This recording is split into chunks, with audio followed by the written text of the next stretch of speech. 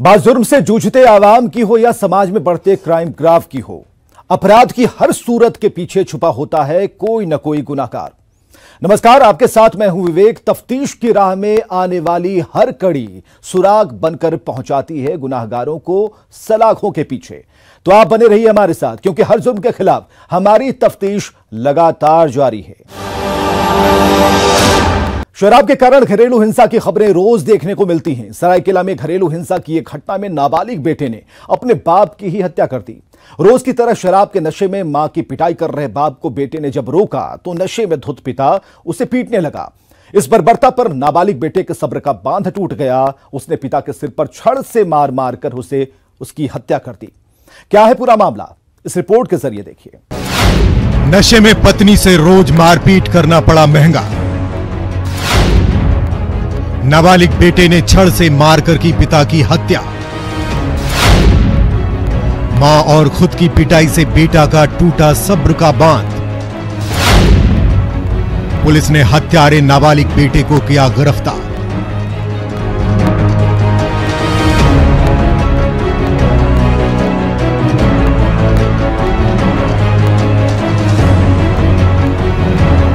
ये दास्तान है झारखंड में एक आदिवासी परिवार के एक नाबालिग बेटे की, जिसने शराबी पिता द्वारा रोज रोज मां की पिटाई से तंग आकर इस परेशानी के जड़ को ही समाप्त करने का फैसला ले लिया और पिता को ही मौत के घाट उतार दिया।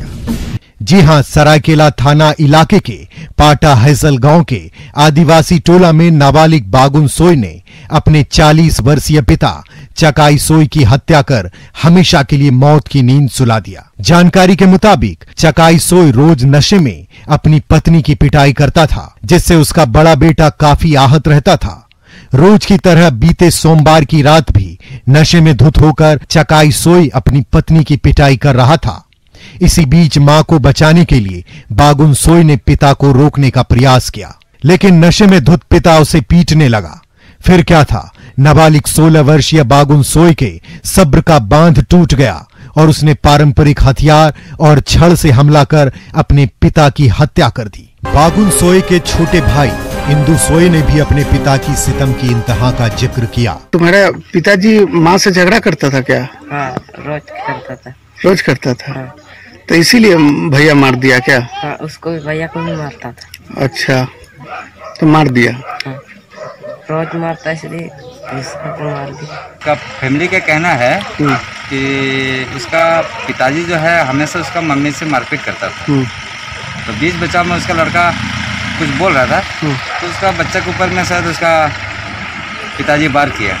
उसी क्रम में हाथापाई के क्रम में तो सामने छड़ था, उसी से वार कर दिया, जिसके कारण उसका मृत्यु हो गई। वहीं घटना की सूचना पर पहुंची पुलिस ने हत्यारे नाबालिग बेटे को गिरफ्तार कर हत्या में इस्तेमाल हथियार को भी जब्त कर लिया है।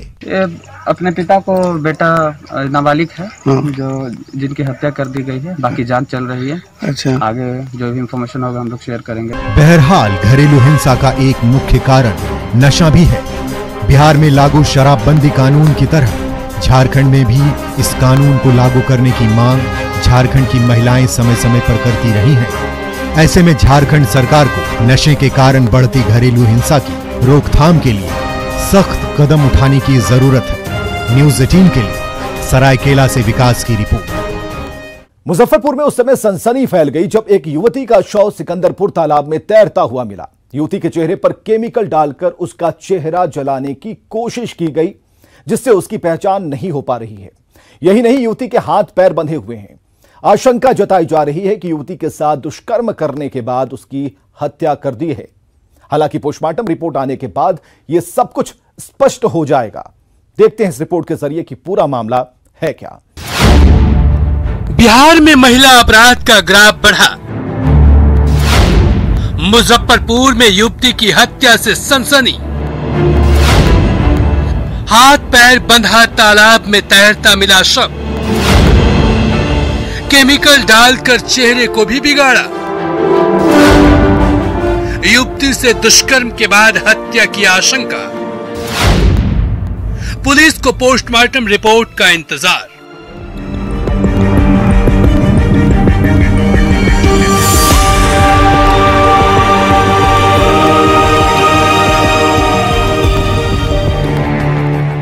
बिहार में महिलाओं के प्रति अत्याचार दिनों दिन बढ़ता जा रहा है। महिलाओं के साथ रेप और मर्डर की घटना आम हो गई है। मुजफ्फरपुर में भी एक युवती की नृशंस हत्या की घटना ने इलाके में सनसनी फैला दी है। हत्या के बाद युवती का हाथ पैर बांधकर सिकंदरपुर मन में फेंक दिया गया था। युवती के कमर के ऊपर के हिस्से पर और चेहरे पर केमिकल डालकर बुरी तरह जला दिया गया है, जिससे उनकी पहचान भी नहीं हो पा रही है। यही नहीं, कुकर्मियों ने युवती की आंख को भी बुरी तरह क्षतिग्रस्त कर दिया है। स्थानीय लोगों ने बताया कि युवती का तैरता हुआ शव देखने के बाद पुलिस को सूचना दी गई। लोगों को आशंका है कि दुष्कर्म के बाद युवती की हत्या कर दी गई है। हल्ला सुने कि एक महिला का लाश जो जिसका उम्र लगभग 18 या 19-20 वर्ष होगा, हम लोग आए कि देखे कि एक महिला का लाश तैर रहा है जिसका हाथ पैर बांधा हुआ है, और हमने देखा कि हाथ में मेहंदी भी लगा हुआ था। तो हम लोग पुलिस को सूचना दिए। गोड़ हाथ बांधा हुआ है। अच्छा। हाँ, और ऊपर आया तो पता चला कि लेडीज की लाश। शंका दुष्कर्म करके फेंक दिया होगा।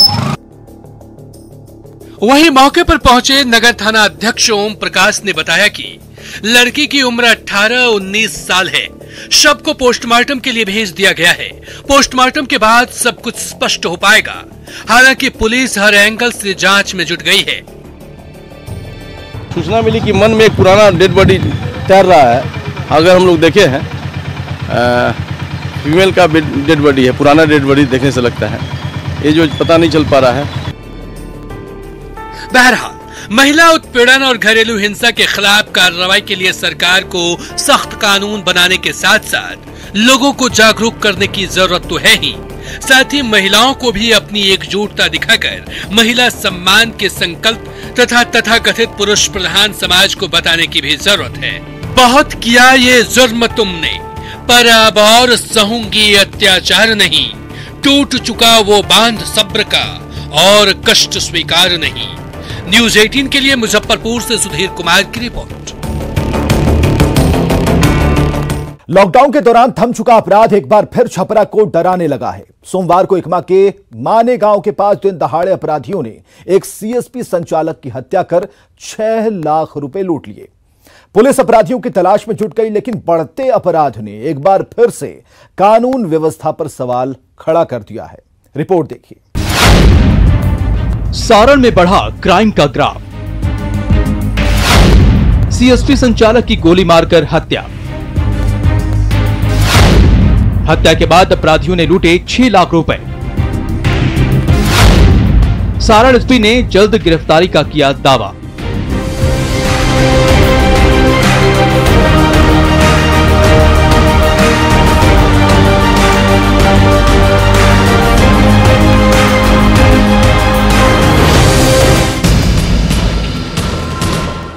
अनलॉक 1 की घोषणा क्या हुई, सारण में अपराध भी अनलॉक हो गया है।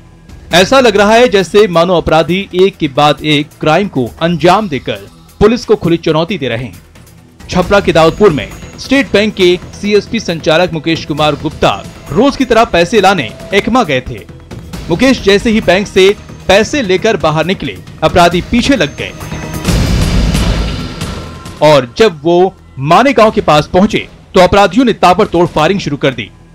अपराधियों ने मुकेश को 5 गोलियां मारी और उनका रुपयों से भरा बैग लेकर फरार हो गए। मुकेश सड़क पर बेसुध पड़े हुए थे, तभी वहां से गुजर रहे लोगों ने पुलिस को सूचना दी। पुलिस ने मुकेश को अस्पताल पहुंचाया, जहां डॉक्टरों ने उन्हें मृत घोषित कर दिया। फिर क्या था, मुकेश की हत्या की खबर से परिवार में कोहराम मच गया। प्रारंभिक जांच में 6 लाख रुपए लूटने की बात कही जा रही है। पैसे का निकासी करके बैंक से आ रहे थे, अपने बैंक में पैसा विड्रॉल करने के लिए जो ग्राहक खड़ा है उसको देने के लिए, तब तक बीच में अपराधी ने गोली मारकर और पैसे लूट लिया गया। पुलिस इस मामले में हर पहलू पर जांच कर रही है। पुलिस स्टेट बैंक से लेकर घटनास्थल तक के सीसीटीवी फुटेज को खंगाल रही है, ताकि पता चल सके कि मुकेश के पीछे कौन लोग लगे थे। सारण के एसपी हरकिशोर राय ने दावा किया है कि जल्द ही अपराधियों को पकड़ लिया जाएगा। छानबीन की जा रही है कि उनके द्वारा एकमा बैंक से कितना राशि ली गई थी, और घटना का मुख्य कारण है प्रथम दृष्टया जो लगा है लूट के कारण हत्या की गई है। तो उसी बिंदु पे अपराधियों की पहचान की जा रही है और आगे गिरफ्तारी की कार्रवाई की जा रही है। बहरहाल पुलिस चाहे लाख दावे कर ले, लेकिन सारण जिले में अपराध का ग्राफ एक बार फिर बढ़ने लगा है। ऐसे में लोगों का कानून से भरोसा न उठे, इसके लिए पुलिस को हर हाल में क्राइम कंट्रोल करनी होगी। न्यूज़ 18 के लिए छपरा से संतोष गुप्ता की रिपोर्ट। लॉकडाउन खत्म होते ही जमशेदपुर में अपराध का ग्राफ तेजी से बढ़ने लगा है। जमशेदपुर में अपराधी बेलगाम हो गए हैं और आए दिन आपराधिक घटनाओं को अंजाम दे रहे हैं। ताजा मामला जुगसलाई थाना क्षेत्र के गौशाला चौक की है, जहां अंधाधुंध फायरिंग कर अपराधी ने बंटी सिंह नाम के शख्स को गोली मार दी। इससे इलाके में अफरा तफरी मच गई। घायल बंटी सिंह को अस्पताल में भर्ती कराया गया, जहां अब उसकी स्थिति सामान्य है। जमशेदपुर में अपराधी बेलगाम। लॉकडाउन के बाद अपराधियों के हौसले बुलंद। अस्पताल कर्मी बंटी सिंह को मारी गोली। रोड रेज का मामला मान रही पुलिस। आरोपी की गिरफ्तारी के लिए विशेष टीम गठित।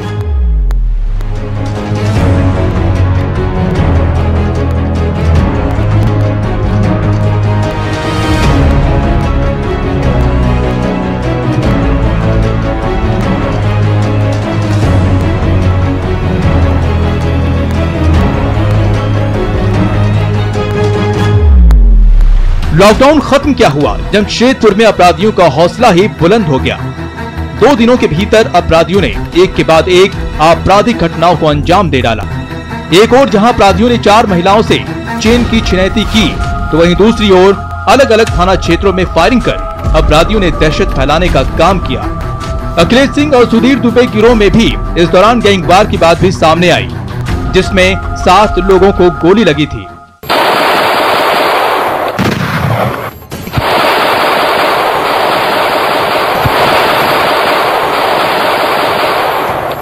मामले में त्वरित कार्रवाई करते हुए पुलिस ने 32 लोगों को गिरफ्तार कर लिया।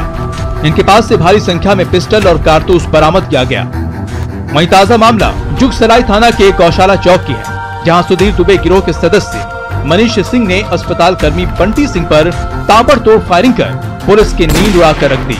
प्रत्यक्षदर्शी की माने तो जीटी टॉकीज के पास बंटी सिंह अपने साथियों के साथ बैठे थे, तभी अपराधी मनीष सिंह से किसी बात को लेकर बकझक हो गई, जिसके बाद मनीष ने बंटी सिंह पर अंधाधुंध फायरिंग कर दी।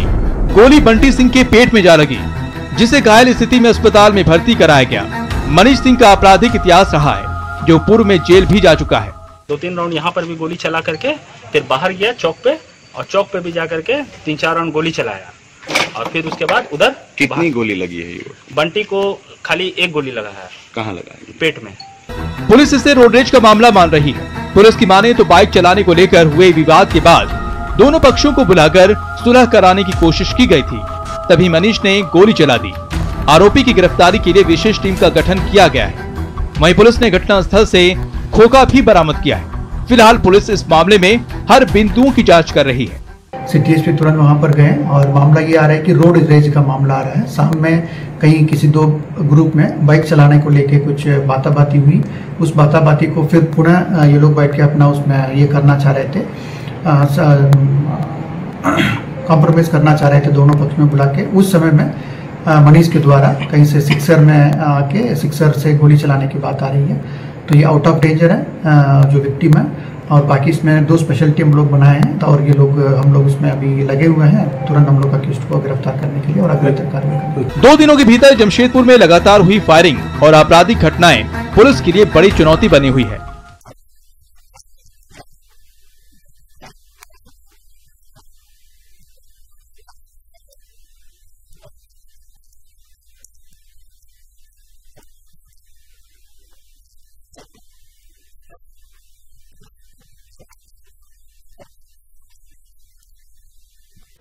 अब पुलिसिया जांच के बाद ही ये साफ हो पाएगा कि आखिर इन घटनाओं के पीछे कारण क्या है। न्यूज़ 18 के लिए जमशेदपुर से आशीष तिवारी की रिपोर्ट। अब वक्त तो चला है एक ब्रेक का, आप जाइएगा कहीं नहीं, हम जल्द हाजिर होते हैं। गोपालगंज में लगातार हो रही आपराधिक वारदातों से पुलिस का इकबाल खत्म होता जा रहा है। अपराधियों में जहां पुलिस का खौफ खत्म हो चुका है, वहीं आम लोगों का पुलिस से भरोसा उठता जा रहा है। बेखौफ अपराधी आए दिन एक के बाद एक घटनाओं को अंजाम देकर चलते बनते हैं। बावजूद इसके पुलिस अपराधियों पर नकेल कसने में पूरी तरह फेल साबित हो रही है। देखिए रिपोर्ट। गोपालगंज में बेखौफ हुए अपराधी। फायरिंग से दुकानदारों में दहशत। अपराधियों के निशाने पर व्यवसायी। पुलिस की कार्यशैली पर उठ रहे सवाल। चैंबर ऑफ कॉमर्स ने दी आंदोलन की चेतावनी।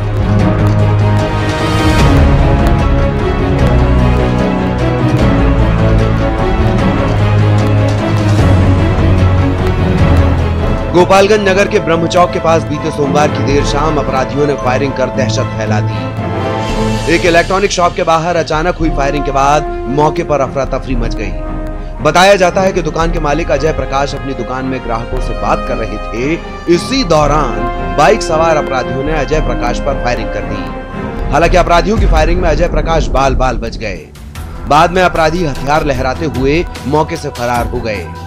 इस घटना के बाद से स्थानीय दुकानदारों में दहशत का माहौल है। ग्राहक से डील कर रहे थे तो मोटरसाइकिल से गया, लोग फायर किया तो संजोगवश हम बच गए। कितनी फायरिंग हुई थी? कितनी फायरिंग हुई थी? एक फायरिंग हुई। चैंबर ऑफ कॉमर्स के सदस्य और पूर्व अध्यक्ष मोहन प्रसाद गुप्ता ने मामले को गंभीर बताते हुए कहा कि अपराधियों ने व्यवसायियों में दहशत फैलाने की नीयत से घटना को अंजाम दिया। उन्होंने बताया कि वारदात से पहले बाइक सवार 2 अपराधी दुकान की रेकी करने पहुंचे थे और देर शाम फायरिंग की वारदात को अंजाम देकर फरार हो गए।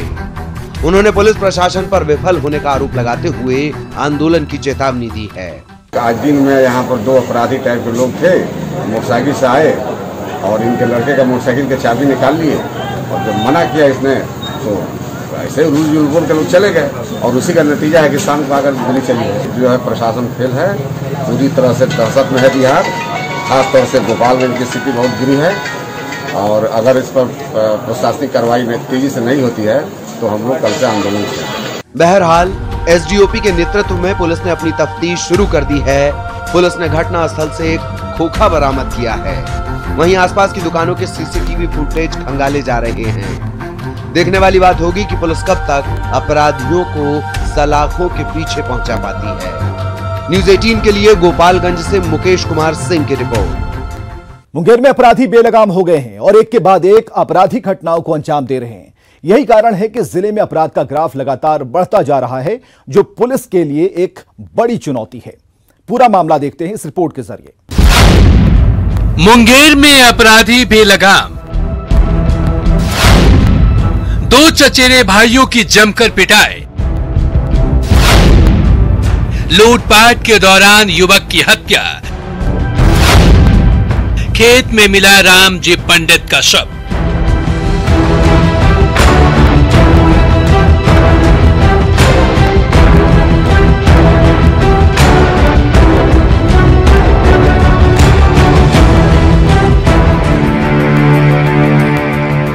मुंगेर में अपराधियों का मनोबल इस कदर बढ़ गया है कि अपराधी एक के बाद एक घटनाओं को अंजाम दे रहे हैं। पहली घटना मुफस्सिल थाना क्षेत्र के फेलवा दियारा की है, जहां खगड़िया से मकई बेचकर घर लौट रहे 2 चचेरे भाई ऋषि सिंह और गौतम पर पहले से घात लगाए अपराधियों ने हमला बोल दिया। दशरथिया के पास छिनतई का विरोध करने पर अपराधियों ने ऋषि सिंह को गोली मार दी, जिससे घटना स्थल पर ही उसकी मौत हो गई। वहीं दूसरे भाई गौतम की भी जमकर पिटाई कर दी, जिससे वह बुरी तरह घायल हो गया। इस दौरान उनके पास रखे 70,000 रुपए भी लूट लिया। हत्या की इस घटना के बाद से इलाके में दहशत का माहौल है। रास्ता में हमको ने 5 यादव ने पकड़ लिया, नक्का और शमशेर यादव और कारे यादव, ये सब लोग पकड़ के रास्ता में हमको लाठी से मार के गिरा दिया। अच्छा। और मारने के बाद हमको होश हवास और रुपया सब छिना लिया। और हमको गिरने के बाद कोई होश नहीं रहने के बाद ऋषि का लपेट के मारा और मार दिया। घटना के संबंध में घायल गौतम ने बताया कि गोगरी जमालपुर के पास ऋषि सिंह के साथ वह घर लौट रहा था, तभी लूट की नियति से शमशेर यादव, कार्य यादव ने अपने गुर्गों के साथ मिलकर उन पर हमला बोल दिया। इस दौरान अपराधियों ने उनकी जमकर पिटाई कर दी और विरोध करने पर ऋषि सिंह को गोली मार दी, जिससे उसकी घटना स्थल पर ही मौत हो गई। घटना स्थल से भागने के दौरान अपराधियों ने 70,000 रुपए भी लूट लिए। इस घटना के बाद से इलाके में मातम का माहौल है। मर्डर हुआ एक अरुण का अति खरिहान था वहाँ हमको मार के थोड़ा आगे उधरे लाठी से बेरहमी मारा, हमारा हौसला सब खत्म। ऋषि सिंह की हत्या के बाद इलाके में दहशत का माहौल है। वहीं परिजनों का रो रो कर बुरा हाल है। मृतक की मां ने बताया कि इससे पूर्व भी शमशेर और उसके गुर्गे द्वारा छोटी छोटी बातों को लेकर लड़ाई झगड़ा किया जाता था। जी माम 100 रुपया छीन लेके गोलियों मार के छीन लेके सब अथी के छे सकरपुर के कनी भैंसियो जाले कुछ हम लोग आज गेल ओल बच्चों को चिक धर के डेंगा देलक, कोई चीज हो डेंगा देलक धर के। वहीं दूसरी घटना श्यामपुर थाना क्षेत्र की है, जहां नहर के पास खेत से एक युवक का शव मिलने से इलाके में सनसनी फैल गई। शव की पहचान बैजलपुर पंचायत के पंडित टोला निवासी 40 वर्षीय रामजी पंडित के रूप में हुई है, जिसकी धारदार हथियार से सिर के पिछले हिस्से पर हमला कर हत्या कर दी गई। परिजन ने बताया कि रामजी पंडित कोलकाता में मजदूरी करता था, जो लॉकडाउन के दौरान घर आया था। शाम में शौचालय के लिए वह घर से निकला था और देर रात तक जब वह घर नहीं लौटा तब परिजनों ने काफी खोजबीन की, लेकिन पता नहीं चल सका। अगले दिन सुबह खेत में पड़े शव पर ग्रामीणों की नजर पड़ी तो रामजी पंडित के रूप में शव की पहचान की गई। शव मिलने की घटना देखते ही देखते यह जंगल में आग की तरह फैल गई। इस घटना की जानकारी मिलने के बाद परिजनों में कोहराम मचा हुआ है। हम जो है खोजे वो बगल सगल खेत फतार में खोजे, मिला नहीं मिलने के बाद फिर सुबह में उठे हैं, फिर 5 बजे गए 5 बजे गए तो वहाँ देखते हैं लाश पड़ा हुआ है, उठा को फेंक दिया। फिलहाल दोनों ही मामलों का पुलिस खुलासा नहीं कर सकी है। हालांकि मामले की जांच में पुलिस जुटी है। अब देखने वाली बात यह होगी कि आरोपियों की गिरफ्तारी कब तक हो पाती है। न्यूज 18 के लिए मुंगेर से अरुण शर्मा की रिपोर्ट। अपराधी चाहे लाख शातिर हो, तफ्तीश की दिशा अगर सही है तो बच नहीं सकता कोई गुनाहगार सलाखों के पीछे जाने से। तो पुलिस चाहे सोई हो, मुजरिम चाहे कोई हो, आप बने रहें हमारे साथ, क्योंकि हर जुल्म के खिलाफ हमारी तफ्तीश लगातार जारी है।